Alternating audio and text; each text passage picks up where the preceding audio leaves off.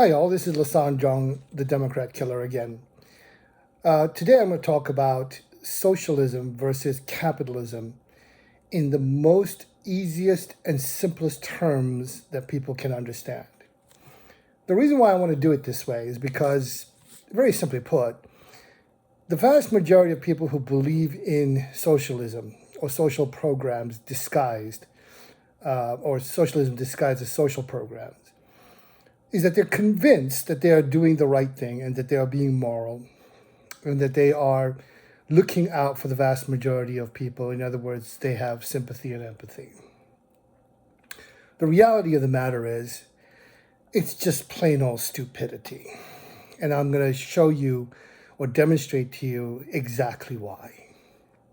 Think of this.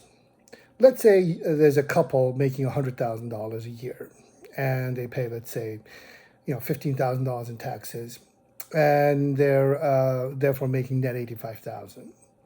And let's say there's another couple making, say, $80,000 a year. They pay $10,000 in taxes, and they net $70,000. So if I asked you at the end of their lives, who would be better off? Without further information, the vast majority would say the couple that nets 85 would be better off than the couple that nets 70. But what if I told you that the couple that nets 85 doesn't save anything, doesn't invest, and spends it all, while the couple that makes 70,000 saves $10,000 a year and lives on 60, tightening their belts, cutting corners as much as they can, being very frugal with their money. At the end of their 60-year lives, careers, who's going to be better off? Obviously, the couple that makes net 70 and save 10 is going to be way better off than the couple that makes 85 but spends every single dime. In very simple terms, that's the difference between socialism and capitalism. The reason why, in the long run, capitalism works out so much better than socialism ever could get is precisely because we invest in the future to make sure that we have an ever-expanding, growing dividend and return on the money that we invest. Simply put, capitalism is for the future. Socialism is for the present. And if you only think about today, you're going to destroy tomorrow.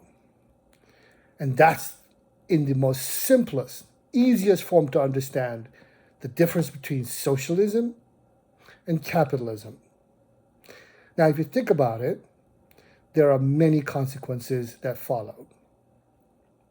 And there are many issues that add on to make socialism even stupider.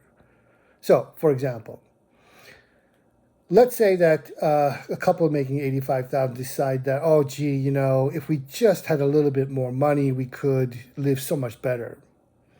We could do so much more. So they stop borrowing, let's say. They borrow a little bit, but they have interest payments, and they can't make their ends meet. So they borrow a little bit more, and a little bit more, and a little bit more, until they're basically bankrupt. Now, if that sounds familiar, it should, because that's the pattern of most socialist countries. They think that if they, just borrow a little bit while things are going really well, what does it matter? We'll pay it back later. But at the end of the day, it doesn't always work that way, right? In down periods, that borrowing a little bit more can end up being borrowing a lot more.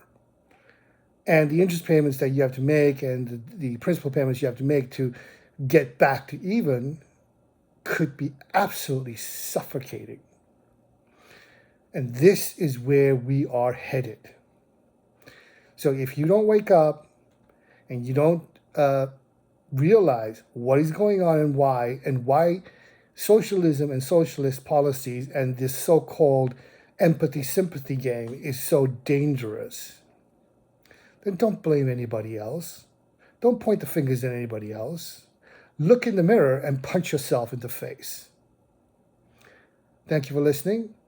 If you like what you heard, please subscribe and give me a like on my YouTube posts. Thank you. Have a great day.